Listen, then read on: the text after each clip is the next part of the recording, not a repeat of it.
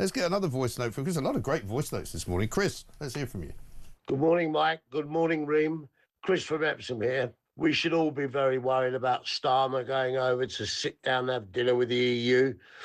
They're trying to get us back into the EU via the back door under another name, just trying to disguise it. And if you think about it, all our problems come from the EU when the Commission gave freedom of movement within the Schengen area for illegal immigrants. So they all headed towards Calais. Have a great day. Yeah, absolutely right. Thank you very much indeed, Chris. This is the problem. You know, Starmer, as I think we both agreed, should be heading in the opposite direction to go and talk to Donald Trump. I think Donald Trump is still playing with him a little bit like a sort of cat with a mouse, where he says he's doing a great job and we're talking and everything's going to be fine, probably, with the UK, but the EU, not so much. You know, he's I think that's toying absolutely with right. I mean, publicly at least, Trump seems to be quite supportive of Keir Starmer and is saying we've had some great meetings, things are really positive. I think the real point here is that Trump loves the UK more than he cares. Trump loves the UK more than he hates Starmer. Yes. And I think that's the point. He won't want to hurt the UK because he loves the UK, and he obviously his mum loves the Queen, and he always talks about that. He does. And how much his family love the royal family. So I think that he loves the UK and wants the UK to do well, and he loves, you know, Nigel Farage more than he hates somebody like Sir Keir Starmer. And he can see that Keir Starmer probably is only in for one term. Also, if you think about it, I mean, he's much smarter now, Donald Trump, perhaps, than he was in 2016. It wouldn't make much sense for him to say that Keir Starmer, what an idiot. You know, exactly. I'm never going to speak to him, because, I mean, there is, whatever anybody says, still a special relationship between Britain and the US. Exactly. And again, the US is currently our largest trading partner. So the reason why, and I'll make the point again, free trade works, and the reason why a free trade agreement would be brilliant with the United States is it would remove all tariffs and quotas, which are basically extra taxes on all of the goods that we import from the US. I don't think he'll put tariffs on us at all. I just don't think he wants to. No. Because, as you say, he loves Britain. I mean, Scotch whiskey for a start, you know, all the stuff that comes out of Scotland, the salmon that they all buy in America, you know, incredible, you know, cars that we make here that get sold over there, all of that. How about this from Alan in Merseyside? He says, here we go again. The BBC and Sky have started knocking Trump over his sanctions and how polls are saying we should return to the European Union. We are out and staying out for at least 47 years, the same time we were in for, giving governments a chance to get a proper Brexit.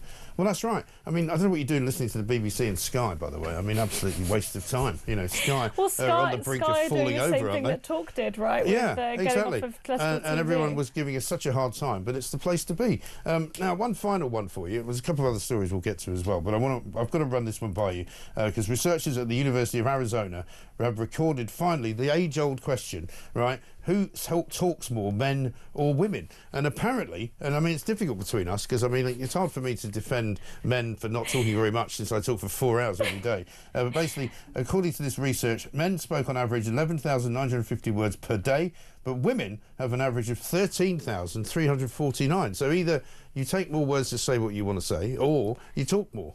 I think it's a bit of both. I am definitely very guilty of being a big talker.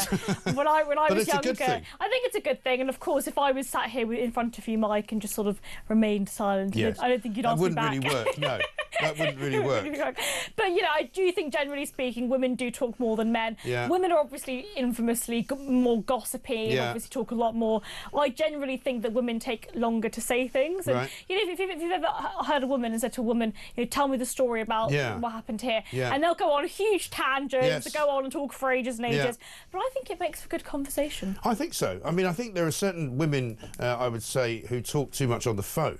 For example, if I speak to my sister about once a week, you know, and I don't want to, I know she watches the show as well, so I don't want to upset her, but occasionally I'm thinking, we've been on the phone for 45 minutes now, can I go now? And it's almost like you just put your hand up and go, can I stop talking now, please? You know, not because I don't love her, because I do, but it's just, you know, just give me a break. I need to go for a lie down, you know.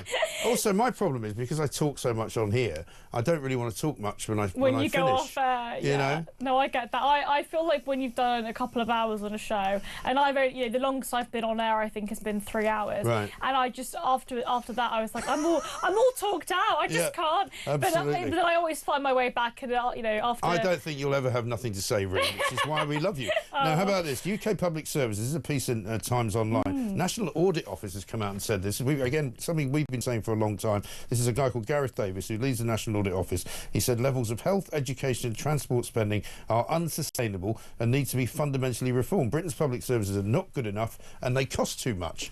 Absolutely right. Bang on. But it's, and apparently one of the reasons... Sherlock to figure that out? It didn't, but it's good that at least that somebody in sort of what you might call loosely government is finally admitting that what we're doing cannot be sustainable. But Mike, we have to stop. They always talk about this, but they don't actually do anything about it. And honestly, I'll believe it when I see it.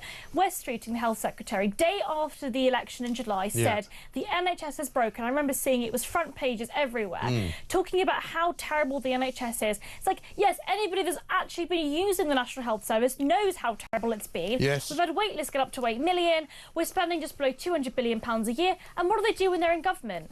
They spend more money on the borrowed NHS, more money. and they refuse to actually fundamentally reform it. Would you remember that report by Lord Darcy?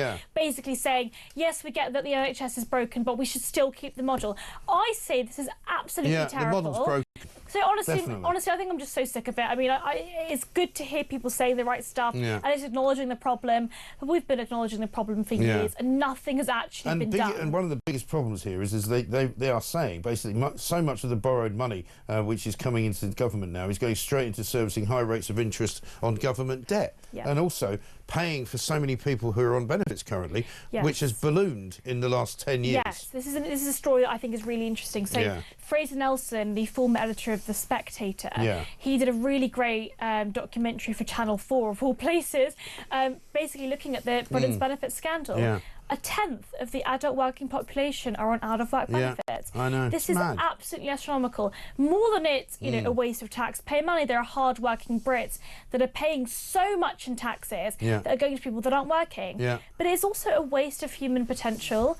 These are people that could be working, that could be contributing. There must be something they can do. Surely we can find something, even for people who say they're too anxious or they're not well enough or they're disabled in some way. There are plenty of disabled people at work. You know, it doesn't prevent you from doing it. A lot of it is mental health. So more than 63,000 people went from being economically inactive because they were students, this is in the year between 2021 and 2022, because they were students, to then being economically inactive because they were signed off as long-term sick. And what happens is GPs will often just sign them off because they know there's no other way. They're not going to get services on the NHS. They can't afford private healthcare for their mental health. And I do believe, by the way, that a lot of these people genuinely suffer from depression or anxiety. But show me the evidence that the best thing for a depressed person is for them to stay at home. I know. Where is the evidence? There is no evidence for that at all. One final one, and we'll explore this one a little bit later on. Self-healing roads, according to the front page of the Times, could end the plague of potholes. Now, I don't want to remind people too much about this because I know how upset they get, but I did once say that if only concrete would grow as it does, right,